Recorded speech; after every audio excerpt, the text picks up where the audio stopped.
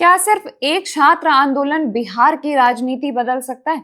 क्या जेनजी के गुस्से ने बीजेपी के इतने सालों के पुराने गढ़ को हिला दिया?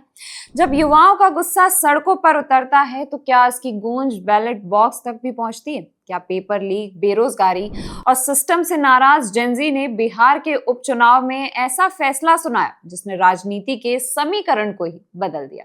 प्रशांत किशोर की जीत के बाद अब यही सवाल सबसे ज्यादा पूछा जा रहा है। नमस्कार, मैं अनामिका मिश्रा और आप देख रहे हैं बजरबट्टू लॉजिकल। पिछले कुछ महीनों में देश भर में पेपर लीक, बेरोजगारी और शिक्षा व्यवस्था को लेकर छात्रों का गुस्सा खुलकर सामने आया। सोशल मीडिया से शुरू हुआ यह आंदोलन सड़कों तक पहुंचा और बड़ी संख्या में युवाओं ने अपनी आवाज बुलंद की। इसी बीच बिहार के बांकीपुर विधानसभा उपचुनाव में ऐसा नतीजा आया जिसने राजनीतिक गलियारों में हलचल मचा दी। चुनावी रणनीतिकार से नेता बने प्रशांत किशोर ने बीजेपी के उस गढ़ में जीत दर्ज की जहां पार्टी कई दशकों से मजबूत मानी जाती थी। किशोर ने बीजेपी के उम्मीदवार को 19,000 से ज्यादा वोटों से हरा दिया। अब सबसे बड़ा सवाल यही है कि क्या ये जीत सिर्फ चुनावी रणनीति की वजह से मिली या फिर जेनजी के विरोध प्रदर्शन ने भी माहौल बदल दिया? इस सवाल का कोई सीधा जवाब नहीं है, लेकिन कई राजनीतिक विश्लेषक का मानना है कि युवाओं के गुस्से ने चुनाव का माहौल जरूर प्रभावित किया। लगातार हो रहे छात्र प्रदर्शन, पेपर लीक के मुद्दे और रोजगार की चिंता ने बड़ी संख्या में युवा मतदाताओं का ध्यान राजनीति की ओर खींच लिया। खुद प्रशांत किशोर ने भी जीत के बाद कहा कि देश भर में हुए जेनजी छात्र आंदोलन से जो माहौल बना है उसका कुछ असर इस चुनाव पर भी पड़ा हो सकता है। हालांकि उन्होंने ये भी कहा कि उनकी जीत की वजह सिर्फ एक आंदोलन नहीं बल्कि लंबे समय से किया गया जमीनी काम और लोगों के बीच लगातार मौजूद रहना भी है। राजनीति में भी कई बार ऐसा होता है, लोग सिर्फ पार्टी देखकर वोट नहीं देते बल्कि उस समय के मुद्दों और माहौल को भी ध्यान में रखते हैं। लेकिन क्या सिर्फ जेनजी आंदोलन की वजह से ही प्रशांत किशोर जीत गए? इसका जवाब नहीं। विश्लेषकों का कहना है कि इस जीत के पीछे कई और कारण भी हो सकते हैं। बांकीपुर में प्रशांत किशोर ने लंबे समय तक संगठन खड़ा किया, लगातार लोगों से संपर्क किया और खुद को पारंपरिक राजनीतिक दलों के विकल्प के रूप में पेश किया। वहीं कुछ रिपोर्टों में यह भी कहा गया है कि स्थानीय मुद्दे, उम्मीदवारों का चयन और विपक्ष की रणनीति भी चुनाव परिणाम में अहम रहे।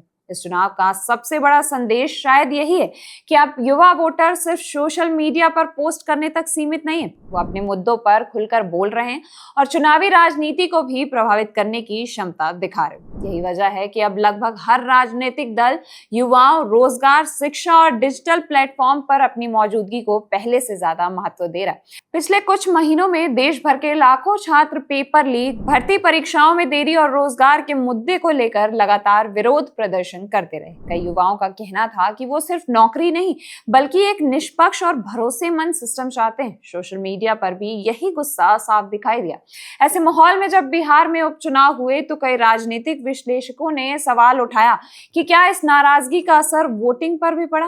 यही वजह है कि प्रशांत किशोर की जीत को सिर्फ एक चुनावी नतीजा नहीं बल्कि युवाओं के मूड से जोड़कर भी देखा जा रहा। हालांकि ये कहना अभी जल्दबाजी होगी कि बिहार की राजनीति पूरी तरीके से बदल गई। एक उपचुनाव पूरे राज्य या देश की राजनीति का अंतिम संकेत नहीं होता, लेकिन इतना जरूर कहा जा सकता है कि बांकीपुर का ये नतीजा आने वाले विधानसभा चुनाव से पहले सभी राजनीतिक दलों के लिए एक बड़ा संदेश लेकर आया। अगर युवाओं के मुद्दे को नजरअंदाज किया गया तो उसका असर चुनावी नतीजों में भी दिखाई दे सकता है, लेकिन इतना जरूर है कि इस बार युवाओं की नाराजगी को नजरअंदाज करना किसी भी राजनीतिक दल के लिए आसान नहीं होगा। अगर करोड़ों युवा रोजगार, शिक्षा और पारदर्शिता की मांग कर रहे हैं तो आने वाले चुनाव में उनकी आवाज पहले से कहीं ज्यादा असर डाल सकती है।